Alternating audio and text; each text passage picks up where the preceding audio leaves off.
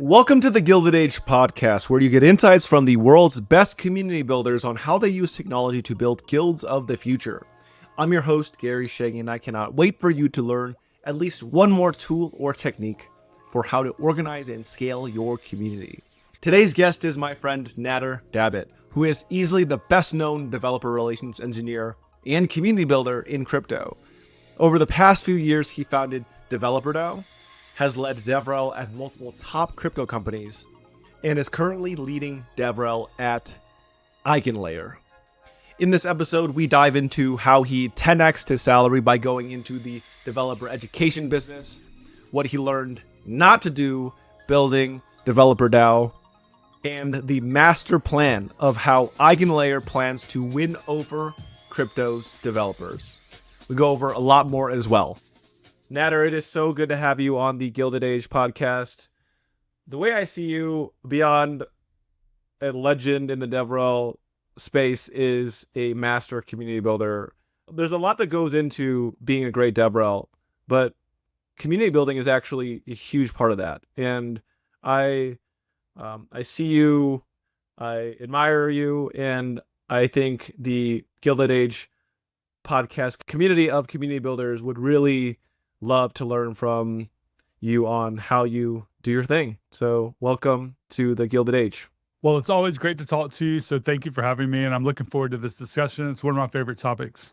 Awesome. So there's a lot of communities in the Web3 space. And one of the ones that was most loved for at least one cycle was Developer DAO. And you were a huge force in that. I would love to get your thoughts on how, just tell the listeners more about Developer DAO and what your role in that was. Sure. Developer DAO was created during the first year of me being in this space at the very peak of the DAO hype lifecycle, and was essentially, and still is, a community of developers and builders who are either passionate about education, they're trying to get their foot in the door, they want to level up maybe their career, they're transitioning. All types of people are part of this community. But ultimately what it does, it kind of levels you up. Technically, it levels you up in terms of your relationships and your network. A lot of people that came through Developer DAO now have, very, very high quality jobs, 6 figures, even some of these people, 7-figure jobs. They're doing extremely well. And they kind of all came in through this community and built relationships and created opportunities for themselves, facilitated by Developer DAO. So it's hard to kind of say exactly, what it is, other than a community of builders that are there and that are very, helpful with each other. And I think the main thing that I wanted to focus on when I created Developer DAO was like the one thing I noticed, I think, about all of Web3 and most DAOs at the time, at least, was it was like hyper financialized. Like everything that someone would do when they created a DAO, like ultimately led, for the most part, again, not all of them, but often they were there to make someone rich, or they were there to kind of like extract value from someone. But I thought that like the real value of DAOs, like, as obviously this community building process, but what if we kind of like remove the whole monetary thing and we were focused instead on just helping each other and like, and just removing that whole financial issue? Because like what ends up happening once you bring financialization into a lot of this stuff is that there is a massive spike. And then once that financial component is gone, then people stop being interested. So the way I looked at it was like, okay, you can participate in some financialized experience or system, and you could probably make a lot of money in a short period of time. But what's more important is getting a skill set that you can then earn forever. So like we had, for the most part, it wasn't like an official policy, but we just didn't talk about trading. We didn't talk about speculation. We didn't talk about the financial aspect. We just talked about how can we can level each other up? How can we learn things? How can we help people? And what that just led to was a lot of organic positive things happening for a lot of these people. Like I said, landing jobs, starting companies, and just having success in their career. Amazing. Yeah, I mean, I can totally see how these hyper financialized groups, it is in a way self-defeating because it's unlikely that you're going to be able to sustain that kind of short-term financial reward for members for very long, especially because there's all these other financial plays that can capture people's attention. And it's not, when I think about like my best friends in this space, it's not been people that I am just searching for a pump and dump with. It's people that I've built really meaningful relationships with in communities like Developer DAO. So it makes tons of sense.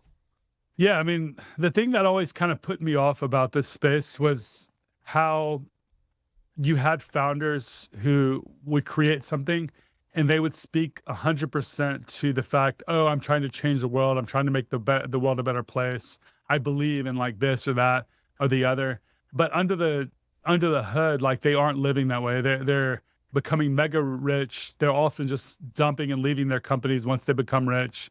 They're living these lifestyles that like are not in line with the values that they portray online, and that always kind of really rubbed me the wrong way. So I felt like through this community, we can attract people with similar values that are not like that. Like there's nothing wrong with wanting to, become well off enough to not have to worry about money, right?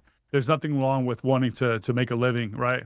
But I just feel like the spectrum of people in this space is like all over the map, and like everything we did was trying to attract people with like similar values, and for the most part I think we did that. And a lot of those people have like gone off to like build out their own communities and networks of people and do things on their own right, while I feel like a lot of them still holding on to those values. What's the right way to celebrate and just continually encourage people that have those values that you think should be celebrated? Like, how do you do that in Developer DAO? And how do you do that in general? I think it's just, being honest and, not trying to beat around the bush or just completely outright like lie or give off the impression that you're a certain way when you're not that way, when you are being who you are in public.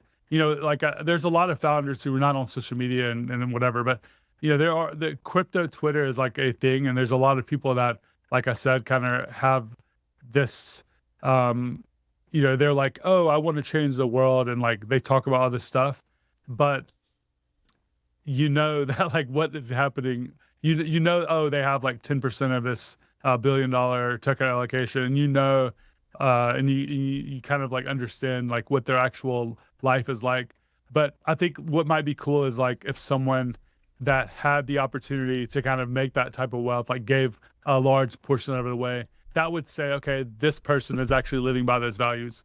But if those aren't your values, then just don't say that, right? Like say, okay, we're trying to build a company and we want everyone that's involved with it to be very well off. There's nothing wrong with that, right? I think Totally. we don't have enough of that type of talk in the space. I think like if you look in the Web 2 space, you do have a lot of that. Like you have people that are trying to do positive things, but they also will outright say, okay, we're also trying to go public, or we want to, sell the company at some point because, that's kind of the ultimate goal. It's not all this bullshit about we're all just trying to change the world and that's the only thing that we care about. Regen this or that. And then they hold like $70 million that they are keeping for themselves, right? I don't know. That's just so I think with the DAO, when I started that, the idea was, okay, we're going to launch this token and we're going to give all of it away. Like everyone that gets the token can become a part of the DAO, and it will never be a thing that you go and trade. It'll just be entry into this community. And that's kind of what ended up happening. And everyone, like, I mean, I'm sure some people have sold their tokens, but for the most part, everyone just gives those away in order to get new people in. And it's kind of this thing it was kind of the baseline of the whole idea behind it. And also, just the type of people that were in it kind of resonated with that approach too. So I love it. What was your process in Developer DAO for identifying and encouraging emerging leaders? Well, that was the interesting part. I had very little to do with the success of Developer DAO. I was the one that created and launched it, but I was just a participant for the first 6 months, along with a few other people who were actually doing a lot more work than I was. And then ultimately, like 8 months, a year and a half down the road, I don't remember exactly when, I kind of stopped being involved altogether. So like really the leaders that made it successful were people like William Kemp, and there was a bunch of other people as well. But they kind of just stepped up themselves. They saw the opportunity to be involved with this community. The vision resonated with them. They just said, "Hey, I'm going to do this thing," and that's kind of how it works.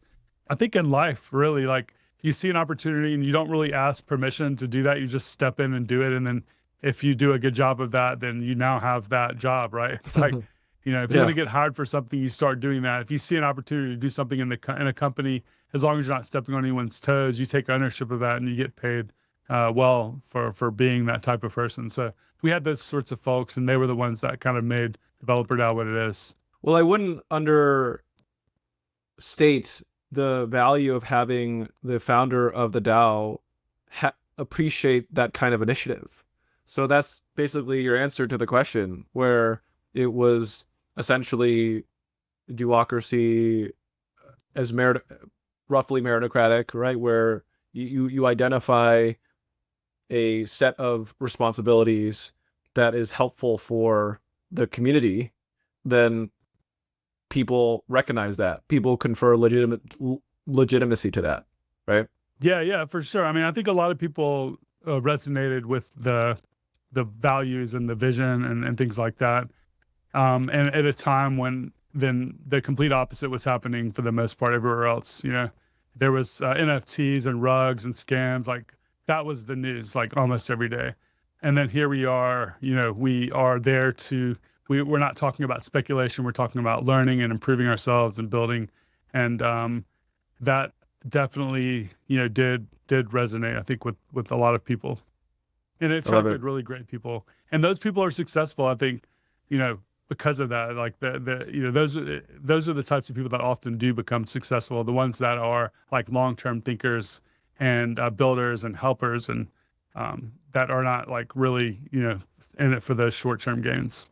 I want to ask about your experience at the Aave companies, which is now called Avara. I think anyone that has spent any time on social media is familiar with a figure named Stani, who is, I'd say, as good of a community builder as he is a technologist. Can you speak to whatever you want about that experience? But my first question is, what did you learn about community building from Stani? Yeah, there's like a very short list of really, really long-term successful OG crypto founders that have stuck here and continue trying to build and improve the space. I think Stani is near the top of that list for sure. And I learned a lot. I mean, he's always thinking about different ways to improve what's already there. So he's never like just gonna say, okay, we're where we are and we're done. Like no, it's always about improving. It's always about how can we, make this better? What's the next thing? And he's still incubating and continuing to make the past things or to foster the things that were successful too. I mean, Aave is obviously the most successful DeFi product of all time, and it continues to be that way. It hasn't really gone away. In fact, it's gotten even better and stronger and more valuable over time.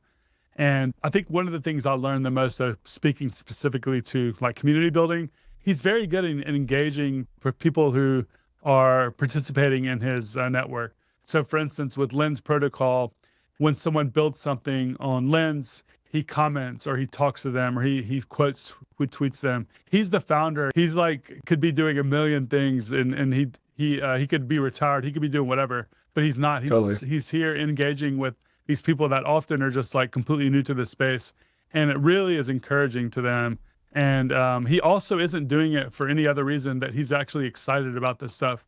So he's like very genuinely engaged too. So it's not like, it's just one of the things that I noticed that I learned from him that I'm trying to do a lot more of is to kind of keep an eye out for all the different people building in the space and become genuinely interested in what they're doing. And I think it helps to be working on something that you are personally interested in anyway. And he's very, excited about all the stuff happening there. Now you have the company Avara. It's kind of spread out a lot. They still have Aave Labs and Lens Protocol, but they also have acquired Sonar and that team. And then Family Wallet is such an amazing team that joined them as well. Probably going to be the best UX for any mobile wallet that exists once that is available, which should be sometime soon in the App Store.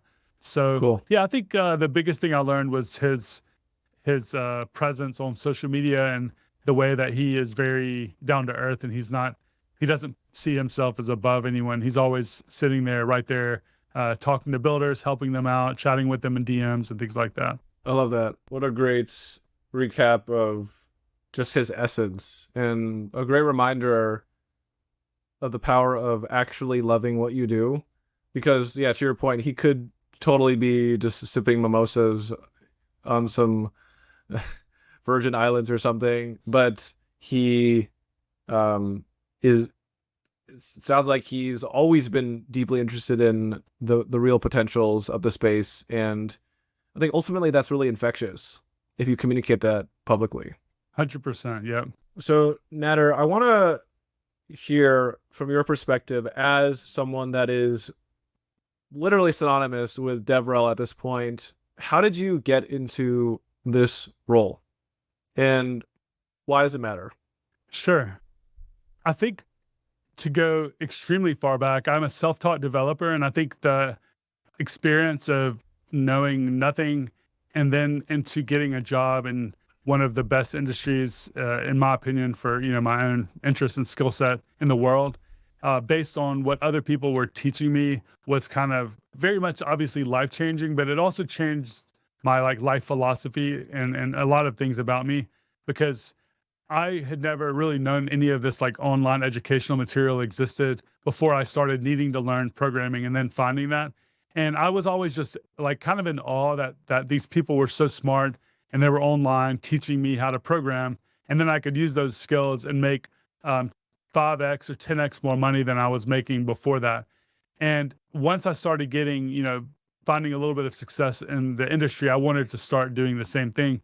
So I started, dabbling in online education, also in-person education. So I started, I think, from what I understand, was the first technical developer meetup in Mississippi. We ran it for 3.5 years. I gave my shot at starting a coding school here in Mississippi. We ran it for about 1 year and ended up going out of business. But I've always just been really kind of passionate about teaching and educating about coding specifically. And I think speaking at all those meetups that I was holding, and I got invited to a few conferences, just kind of got me used to and being comfortable with speaking in front of large groups of people and just and being a teacher in this space.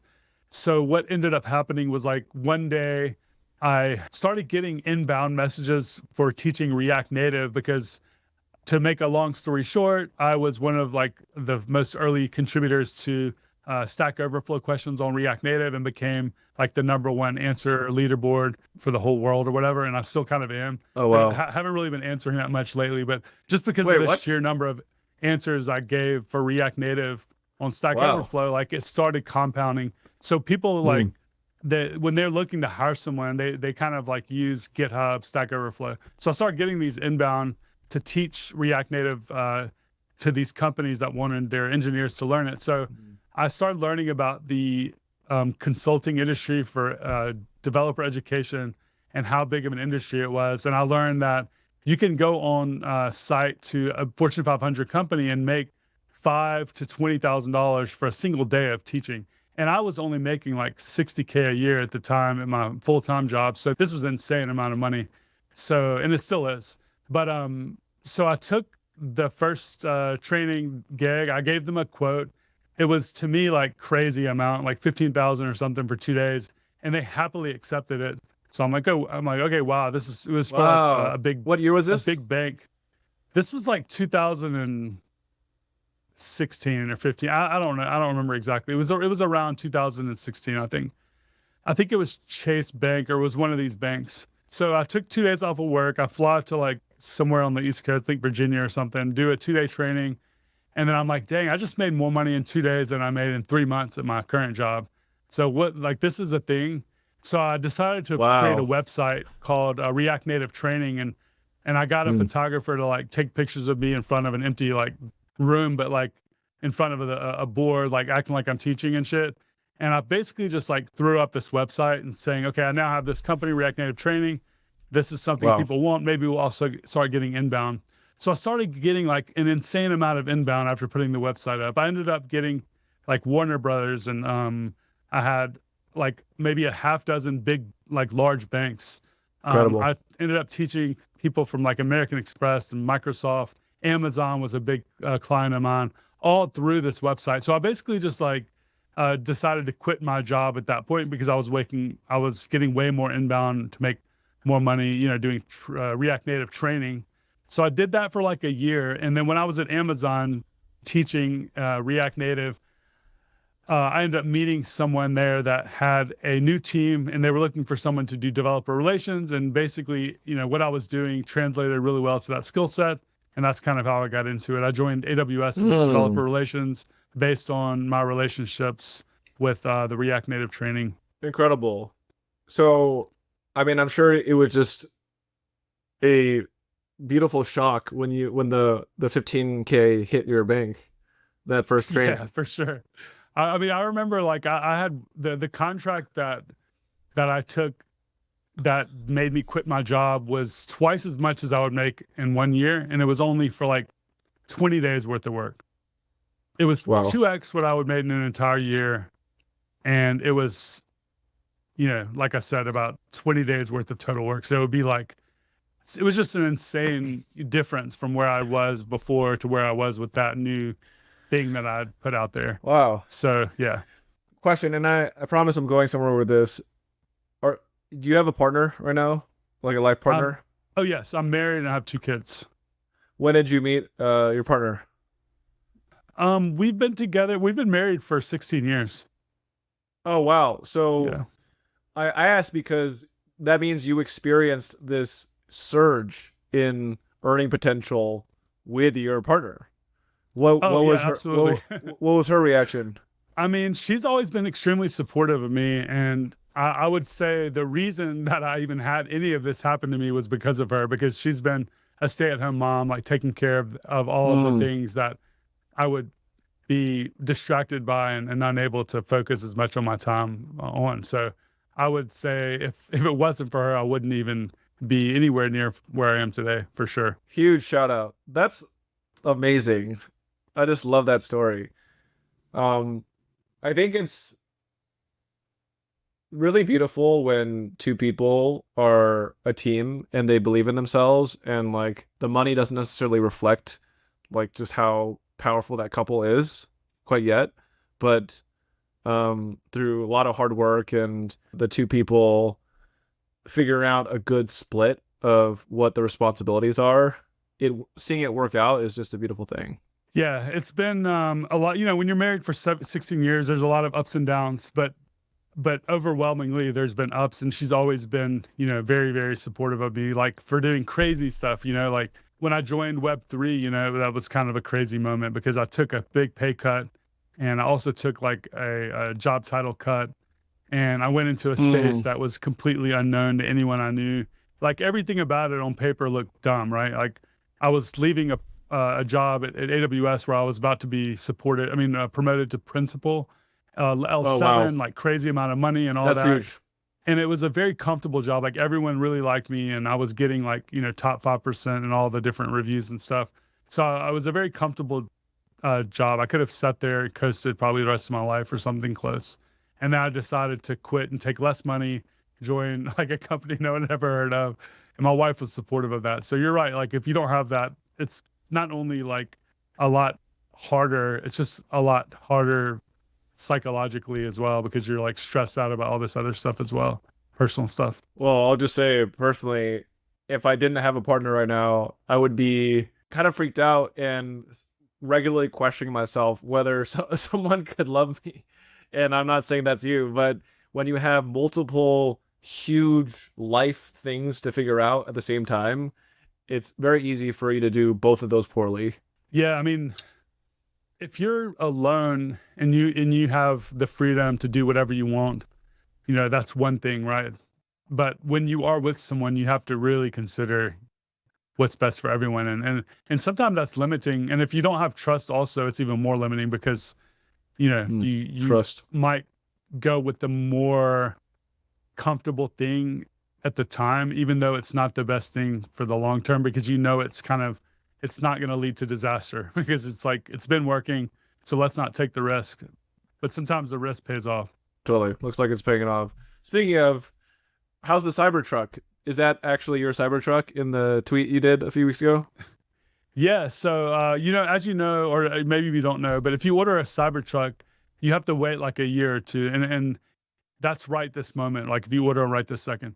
But when I ordered it, it was 2019. Actually, they had just announced the idea on Twitter or whatever. Or I'm not on Twitter. That's where I saw it. But they announced the Cybertruck. It looked crazy, and I go to look at it, and you only have to put $100 down to reserve it. And I was like, you know what? If I decide to buy this thing, $100 is not gonna break me now to just reserve it. So 3 days after they announced it, I put the $100 down, and I literally didn't hear anything for like 4 years.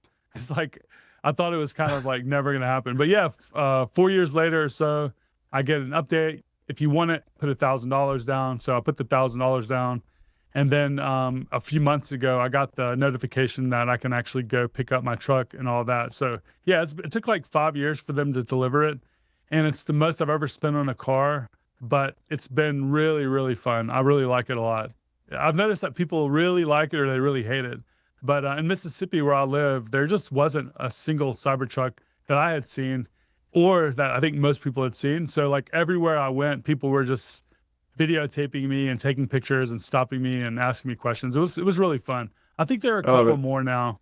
But I would say the most fun part was driving my kids to school in it the first couple of times, because all of their friends would like run outside and were just like, they were like really the coolest kids. Cool dad. Yeah. Cool dad, cool kids. For those weeks. I love it. So speaking of risk and payoff, I've heard great things about EigenLayer from several people that are involved in it. I want to hear about your experience. You're now the head of DevRel of EigenLayer. It's been so talked about this year. Can you tell me more about your experience and why you joined? Yeah, absolutely. I guess I'll start by saying I met Sriram in 2022. David Phelps, who's a good friend of mine, was basically telling me about EigenLayer and how crazy of an idea, but also how powerful an idea it was. And I took a quick glance at it, and I didn't really understand it. So we were in New York at some university that there was a blockchain event happening, and it wasn't like, the traditional Web3 events. It was more like an academic event, I think. And he was telling me that Sriram was there from EigenLayer giving a presentation. So I went and watched Sriram present EigenLayer back in 2022. And I don't really know if the company was started back then. If it was probably pretty early days. But there was like 7 people in the room, and it wasn't like anything that people were excited about, except for David Phelps that I knew of, at least at the time. Shout out David Phelps. Yeah, shout out David Phelps for sure. He's put me onto a lot of stuff early. But the thing that stuck out to me was like that Sriram was like a really good communicator, and you could tell that he was like really smart. The ideas that he was talking about were over my head at the time. The whole idea of EigenLayer was slightly different than it is now, but the general idea was still there. It was about shared security and restaking and stuff like that. We ended up having coffee after the talk, and then I was working for Celestia at the time, and he already started talking about building a new data availability layer. So I invited him to have dinner with me and the Celestia team. So we went and had dinner. We hung out a total of like 2 or 3 hours that night, and then we connected on Telegram. And I was basically saying, if you ever need any DevRel help, or if you ever want to chat about DevRel, hit me up. I went out and I kind of went out of my way to say, I don't think you should hire DevRel right now. It's just too early. Obviously, it was like very early. But so that was kind of it. And we just stayed connected. I think we maybe talked 1 time or maybe 2 times max between then and the time that I got hired. But the time that I decided to leave Avara, I was looking for something new and earlier stage. And without going into like a million other reasons, it had nothing to do with really the team at Avara. They were really great. It was more about my own personal career path where I wanted to be. I reached out to Sriram and I was like, hey, I'm kind of back on the market. I would love to know if you have any opportunities for DevRel there. And he didn't respond for like 3 weeks. And I was and I was like, dang, I was like maybe Cold shoulder. Yeah, well, I wasn't worried about that. I was more like really wanting to talk to him because I was like, if I go somewhere, like EigenLayer is at the very top of my list. So I just want to know like if there's something there, because if there's not, I can sleep better at night. But if there is something and I missed it because I didn't get to talk to Sriram, I'm going to be really upset. Yeah. But anyway, he ultimately got back to me. We chatted, one thing led to another. And thankfully I had the opportunity to join, and it's been really fun. Like you said, there's been a lot of eyes on EigenLayer in the last 6 months. There's been a lot of, growth and changes working here. It's been a lot of fun. I wanted to be somewhere that I could be for a long time. I've jumped around a couple of times in Web3, and I kind of want to go somewhere and grow and be there 5 to 10 years out. And this is where I want to do that. So I'm really, really happy with where I am. Wow, that's such a great testimonial about your experience so far. I would love to hear how you are executing your master plan. What is your master plan for DevRel, for EigenLayer, and also just share, like, how does community building relate to your master plan as well? I think one of the things that I have going for me is that I have built up a pretty large social media following. And I know that's not the reason you would hire someone for a job like this, but it's one of the things that people often, look for. And I think it is a good thing if you've built up a community of people that follow you because they actually care about your opinion about things.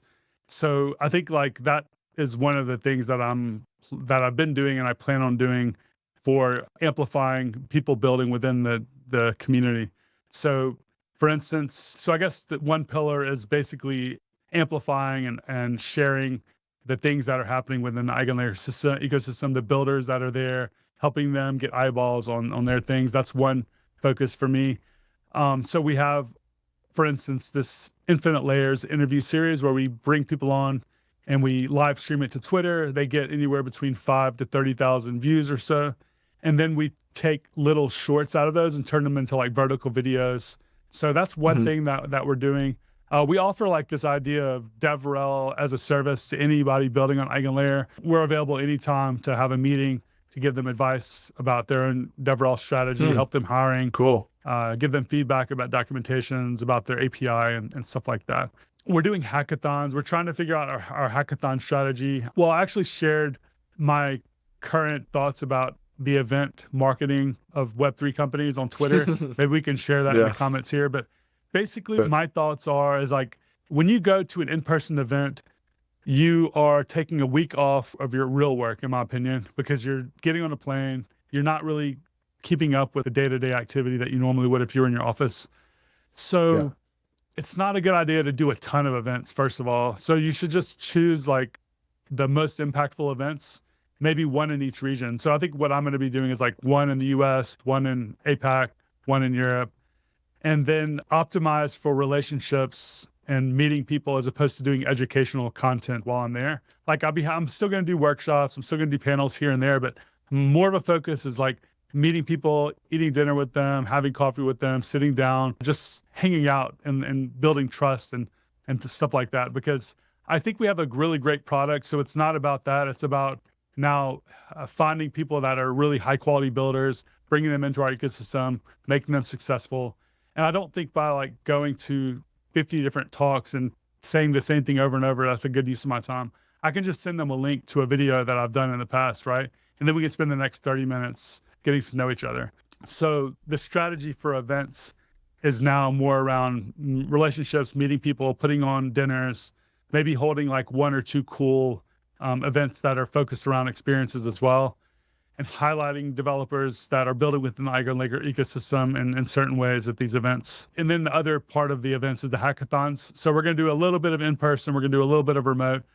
in person are great because again, you kind of are together, you have those relationships that are being built, but you can also have a lot faster iteration of like feedback. So if someone needs help, you're right there to answer their question, and they can build a little bit faster.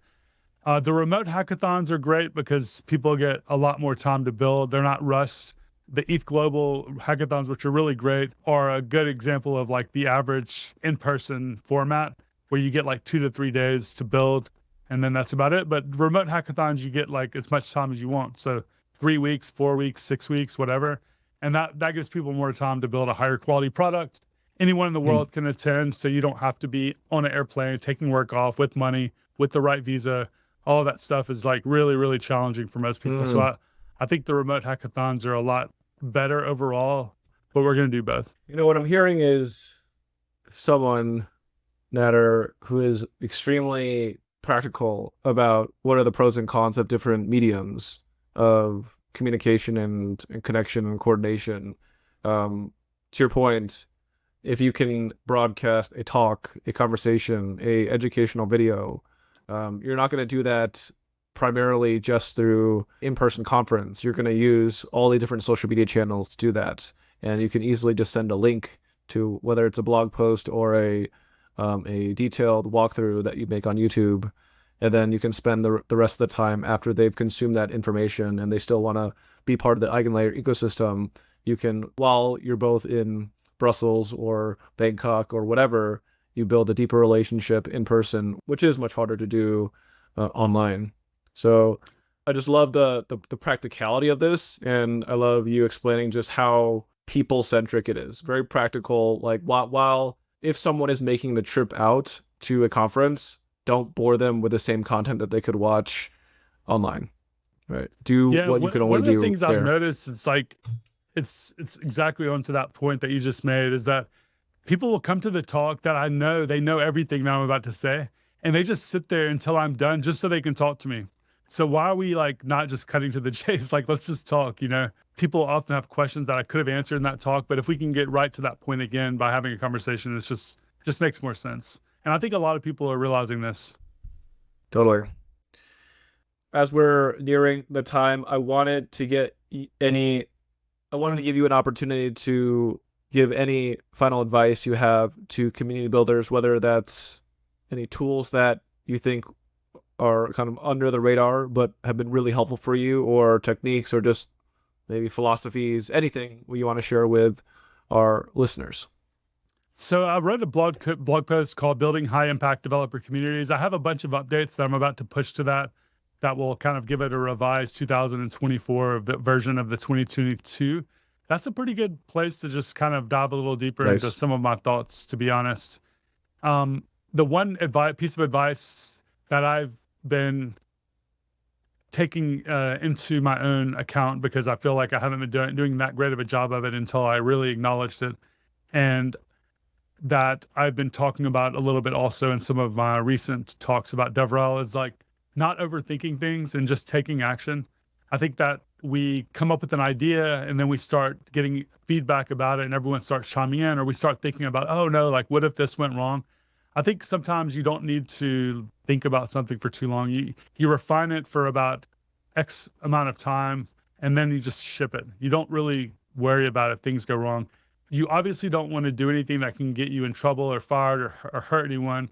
But as long as it doesn't like fall into those categories, then just ship it and see what happens. It's that I think a lot of people get paralyzed by overthinking things and they don't actually execute. And I think executing and doing that consistently is probably the most important thing to becoming successful in anything.